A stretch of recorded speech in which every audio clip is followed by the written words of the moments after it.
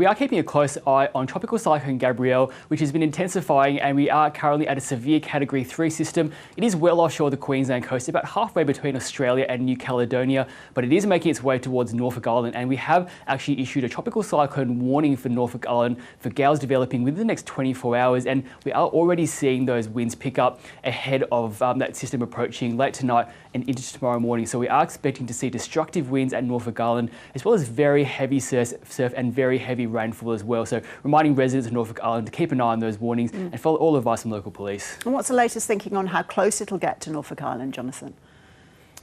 So at this stage, it is expected to make almost a direct passing over Norfolk Island, either tomorrow night or into Sunday. And something like this hasn't happened in quite a while. So Norfolk Island does see a number of tropical lows or cyclones in the vicinity every couple of summers or so. But since record keeping began in the 1960s, there have been only other 3 tropical cyclones which have passed pretty much directly over the island. The last time we saw that was Tropical Cyclone Donna back in 2017, and before that, Tropical Cyclone Zelia in 2011. Neither really caused too much damage, but this Tropical Cyclone Gabrielle could pass directly over the island. What that means is we could see that calm eye of the storm pass right over the island, so a swing from winds in one direction and then very kind of deceptively calm conditions before changing the wind to the other direction as well. So that can be quite dangerous. How quickly is the system moving then? How long could the severe conditions last for Norfolk residents?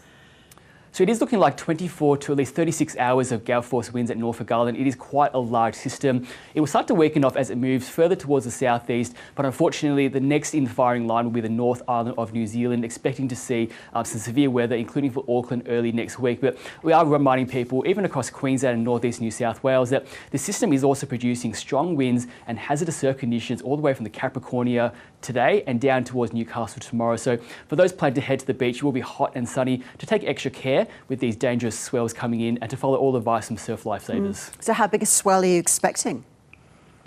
They will be quite large, so anytime you do see an offshore tropical cyclone, we can see waves close to the shore of about 3 to 5 metres, but even larger offshore. But it's these easterly swells which can be quite deceptively strong and energetic, which can catch people by surprise. So large waves, I'm sure many surfers will be wanting to get out there, but reminding people safety first. And what does this system mean for shipping in the area, Jonathan? So closer to the centre of the cyclone, we are seeing winds potentially up to 224 kilometres an hour because it is a Category 3 system. And of course, with that wind comes huge waves.